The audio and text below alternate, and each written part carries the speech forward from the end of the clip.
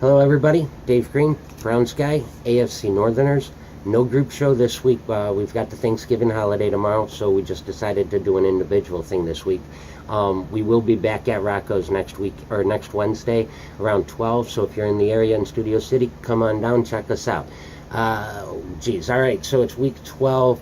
We played Cincinnati. We also played Cincinnati in week 4. We got our asses handed to us, 31-7. Kaiser was 16 of 34 for 118 yards. He also had the one pick. Crowell had 20 yards, 20 on 7 attempts, and 11 of those yards came on one damn carry. Crowell just can't get the job done.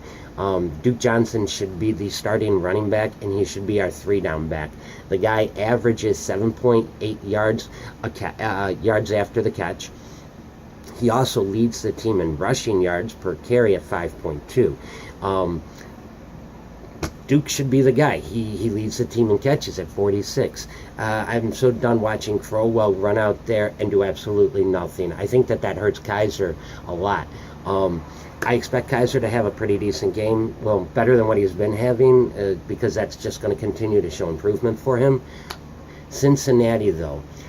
Andy Dalton in week 4 was 25 of 30 for 286 with the 4 touchdowns, and Tyler Kroft was his big target that week. Kroft had the 2 TDs and the 68 yards. Watch for Kroft to have a touchdown this week. Watch for him to go for about 50. Our defense has a lot of trouble with the tight ends, and I expect Cincinnati to exploit that. I want to ask Mark a question. Actually, I want to ask him 2 questions. First off, why does Marvin Lewis in his press conferences seem so uninterested? The guy looks annoyed to even be there. Second question, his press conference on the 20th, at about 2 minutes and 30 seconds into it, reporters asking him about Joe Mixon. And Marvin's exact response, and it's a quote, "It's unfortunate that we spread it amongst a few people." He's lobbying to get him more involved, but yet he doesn't do it. So what gives with that, Mark? And my third question to Mark is, your last video, you talked about John Ross and him being your first-round draft pick last year, and you would like to see him get more involved. But yet you also talked about Erickson in that video, and how Erickson should be the number 2 wide receiver. So mathematically, you're saying then Ross would be the 3rd.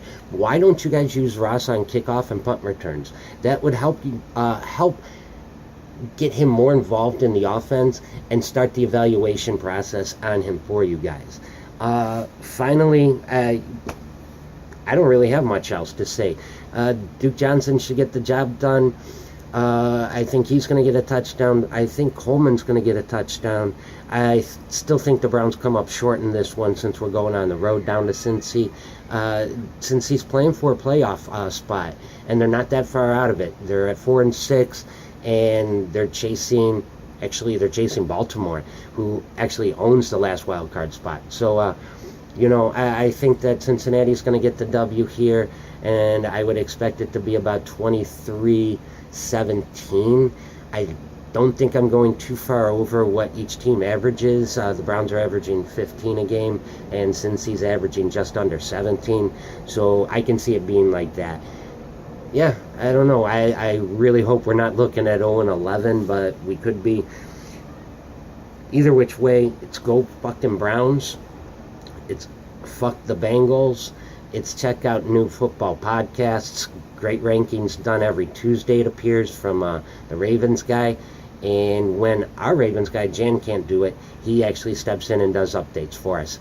In addition to that, check out New Stripe City. That's a Cincy guy. Should be giving you some good information this week about the game we've got coming up here. And, yeah, let's go Browns, and fingers crossed on a damn W. Everybody have a great Thanksgiving tomorrow, and have a good rest of your Wednesday.